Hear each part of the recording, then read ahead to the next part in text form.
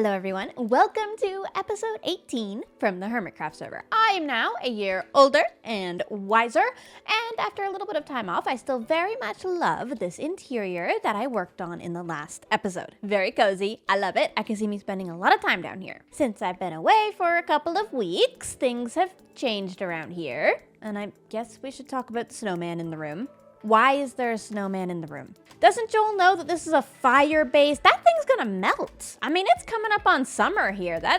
It's not gonna last very long there. Perhaps this is Joel trying to hint that I should do the back of my base. However, it is not going to work. The back of the base propaganda is not going to get to me. I have a different plan for today. My plan for today does actually involve the side of the base that faces Joel, so it's a bit of a compromise, I suppose. Oh, and look at this! Isn't this banner amazing? This is from False, who has opened a banner shop. I genuinely love that. That fits with our theme so extremely well. Hold on.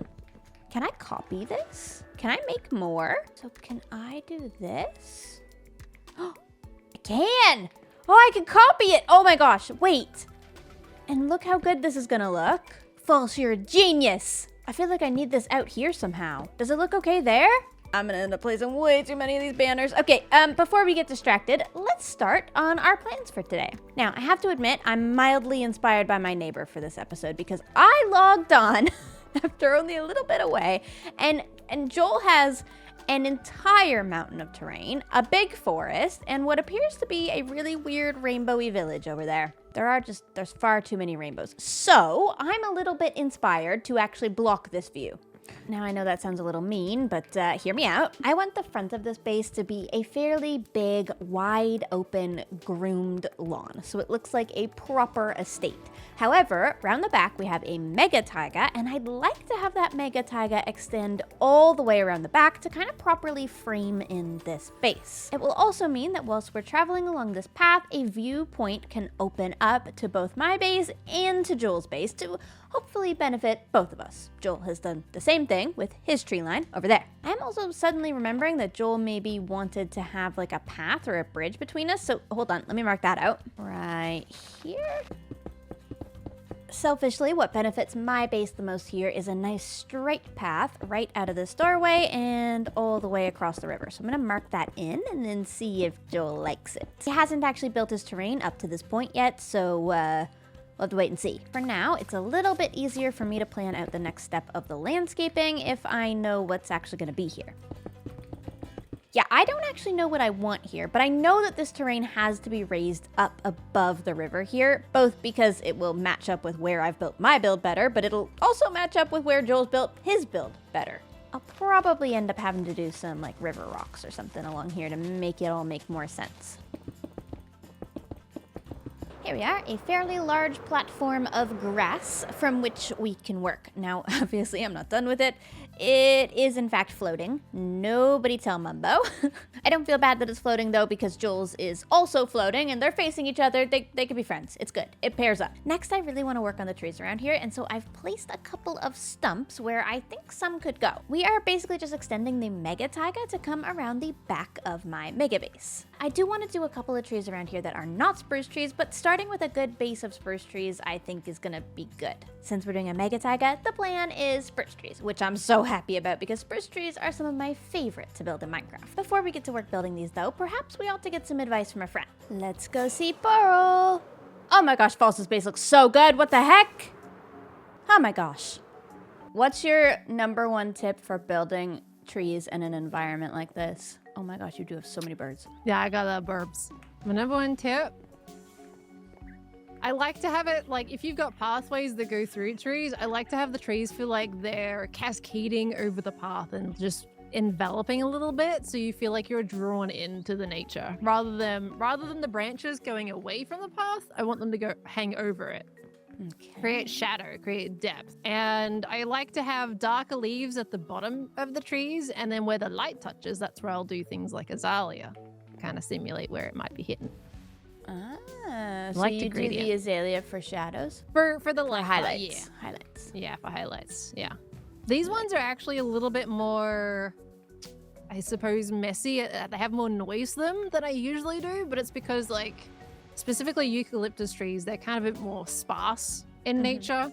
and they let a little bit more light through in different areas. They ended up being a little bit more patchy. Pearl is absolutely incredible at building environments, but she's not the only builder on the server who is good at that. We also have Scar over here, who built all of these trees in the shopping district. I love these. These are more so the type of tree that I'm going to be going for, although I think I'm going to go for a leafier variation to look a little bit more like the vanilla trees. I love these though. The use of the cobblestone and mossy cobble in these is fantastic. And if we're going to talk about trees, it's worth paying a visit to B-Dubs, of course, who has a stunning forest. So many different types of trees here, by the way. This is, again, kind of the tree that I'm going to be going for, but I'm going to be going a little bit more of a vanilla, cartoony version. This is so realistic for a forest. It's actually crazy. These trees are works of art. All right, I'm inspired. Let's go build some trees. Ow. Welcome to a creative flat world. I have picked out some blocks here for the trees that we're going to be building, but I thought first we might go ahead and just compare it to an actual spruce tree, because this is what we're ultimately going to have to blend into. I'm not going to rebuild the entire spruce forest that's next to us on Hermitcraft, so I'm just going to place those there so we have a little point of reference as to where we're going. Now, since my base is super big, we're going to need some really big trees. This is going to get super covered in leaves, so I don't have to worry a lot about how we transition this up to one block. And we'll just do the top with a little bit of fencing. Now we have a 50 block tall spruce tree trunk, which is a great start. The only thing I need to do now is the leaves and the branches. And actually on a spruce tree, it's pretty simple. I'm literally just going to build out a couple of branches with mostly slabs, but also with a couple of like fences and trapdoors and things just to add like a little bit of variety. I try to look at some pictures of real life trees while I do it because it does really help me to kind of stay on target with what I'm building. Of course, we're going to do the classic larger branches on the bottom, smaller branches as you work towards the top. Once we get up at the top here, we're just going to do literally the suggestion of branches. So one slab here and there, and then fading up to no slabs or branches near the top. I've picked out mangrove wood and muddy mangrove roots as like kind of our highlight block, just to give the trunk a little bit more interest and texture. I don't know if this is gonna look good, to be honest. I've never used these blocks in this particular type of tree, but I thought it was worth a shot. My goal is honestly just to age the tree a little bit. Trees don't often have this perfect bark texture, and I'm hoping this will help a little bit with that. Yeah, honestly, I'm pretty happy with that. Now the hardest part, the leaves. And of course, we're going to use a darker color leaf and a lighter color leaf to give some highlights. I think on these spruce trees, we're particularly going to use the lighter color leaf to give the effect of like new growth out on the ends. You know how spruce trees, sometimes they get those newer buds, especially in the springtime. There's a little bit of a lighter color. Gonna try to use it for that effect. Generally, my advice for spruce tree leaves is that you really don't want to be overthinking it. Just place as many as you can, literally everywhere. And generally, I'm coming out in a straight line, sometimes angling them downwards or upwards, depending on the tree. But on this sort of scale, I'm being careful to keep them fairly straight.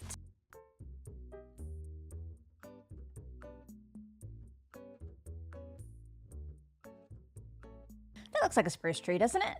Kind of. I mean, it definitely matches with the natural tree. It's the exact correct colors. I think the aging that I did is not too much once you cover it with leaves, and I generally enjoy the shape of this tree. As you can see, I've given it a friend. It's gonna need so many friends. I'm really glad we practiced this in creative mode, but spruce trees are not too bad to build in survival mode, so we'll give this tree a lot more friends over on the actual server. I had some ideas originally on how I was going to plan this, so I put a bunch of stumps around, but I've had a better idea on how to mark out the composition. This is the sightline right here that we're basically working on. At the moment, it's just a straight shot all the way through to Joel's rainbow, which is really cool, and VoxyMod allows us to see really far on the server, but I think we need to break it up a little bit and nestle my build into the terrain and the landscaping more. I've got some saplings here, and I'm actually going to literally just grow a mega taiga tree where I think we should have these trees. Okay, now if they're really tiny like that, this is not going to work so well, but at least it gets us kind of started for the block placement. Oh, there we go. There's a tall one. And here. And here. Why do those look like the shortest giant spruce trees I've ever grown. We didn't get even one leafy one. Come on, I thought that was a good idea. Well, at least from this group of trees at the moment, I can tell we need another one right here to fill in that gap. And I think we need some closer ones, maybe right here. Oh, now I get a leafy one. Okay, I admit it, I haven't actually done the terrain back here, so it's kind of hard to get a tree in this position, but I'm gonna do my best, okay? About here. Aha! Oh my gosh, it's the shortest tree ever. I thought this was a good idea. Okay. That's gonna be probably our tallest tree. I'm gonna go back to plan B, which is just place the wood to the height that I want it. Secretly, mostly did this so I could start the process of farming some leaves. In order for these trees to look correct next to my giant base, they're going to have to be like 50 to 70 blocks tall, and they're not even gonna look like it. They're gonna look like they're 20 blocks tall. Like, I think we need to be roughly matching up with somewhere on this roof line. That did use almost all my spruce wood, but I think that's looking pretty good. I'm not actually sure if I should be using wood or logs for this, but wood just feels easier when I'm building trees, so I'm gonna do that.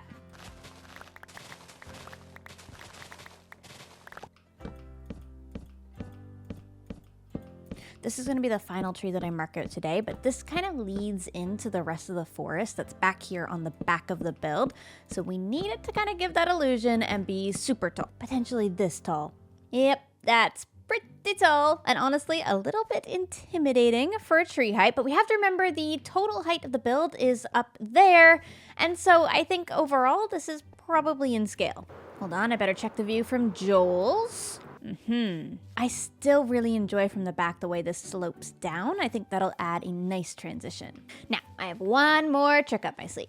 You remember that build that we made in creative mode? Of course you did, it was only a couple minutes ago. We can use a mod called Lightmatica to bring the tree from the creative world in holographic form into this world.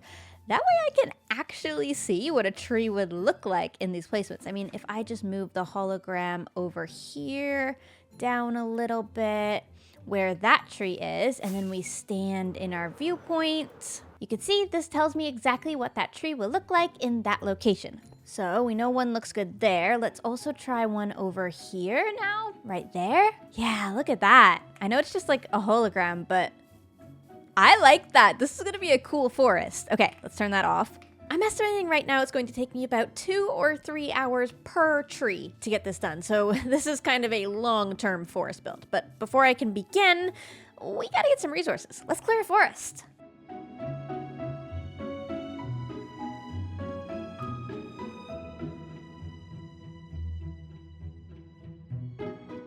All right, I'll be honest, that was only about an hour of resource gathering and we got a fair amount, and not as many birch leaves as I would have liked and not that many logs, but hopefully this is enough to do one tree and I'll time it and we'll get to see how long this takes. You know, I've been sitting here for a while trying to start this clip building this forest, but I'm weirdly intimidated. This is an intimidating amount and also height of trees. This is a lot of trees. This is gonna take me so long. Happy Gast, I'm gonna need so much support through this process, okay? In my head when I was recording this, I was like, oh, this will make such a cool montage. I'll have a timer on the screen. It'll be so awesome. We'll like see the progress of this tree properly in real time. No, it's just 40 minutes of me placing leaves. There's no variation. It's just every clip is more leaf placing.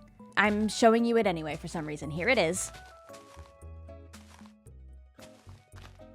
I don't know if I've done the best job here, but I'm happy to report that this tree's time came in under an hour, which is kind of crazy actually, because it's a huge tree. It looks pretty good all in all. I think maybe the bottom could be just a little bit wider. I went really uniform, but overall I think the happy gas and just not having to scaffold or anything probably saved me about a half hour of work at least. On the material side of things, we used a lot, but it really wasn't that bad. It definitely could have been a lot worse. And once I go through and fix some of the mistakes and stuff and get the shaping exactly the way I want it, I think we'll come in at roughly an hour, which is a lot when we have to build this many of the trees, but it's really not that bad overall for a tree of this size. Main focus now is just making sure the bottom of this tree is definitely wide enough. This one is maybe a little bit too flat. I started adding just a couple of the branches to the second tree here, but before I go any further, Scar's actually online, and since we looked at his trees earlier, why don't we see if he has any tree building advice? Those are really cool trees. I wanted to talk to you about trees because I'm love talking having about trees. a tree day. But I looked at your trees and some of Pearl's trees and some of B-Dub's trees for some inspiration. And Yeah. I was wondering, how do you choose where to put your trees? How do I choose where to put a tree? That's a honestly, it really comes down to just going very far away and just feeling it out, because when I was flying back over, when I was coming off the cliff, I noticed like right away, like you did scale that tree very well to the size of your building. Because if you would have put like little teeny trees here, it would have looked not right. If you would have put something a little taller than that, it would have looked off. So I think like you actually scaled that really well. Honestly, a lot of the trees I use for sightlines and trying to encourage the person looking at the structure or the build or whatever's eyes to go in different spots. Like we love Joel, but Joel's base kind of clashes. So like I would have positioned a couple trees over here. You would have blocked him off even more. I like it. That's good. Trees are really good because everyone has their little bubble, right? And they're trying to create a story in that bubble. And trees are such a great way to like contain everybody in their little bubble. That is really cool. With the Scar seal of approval stamped, we are now back to placing more leaves.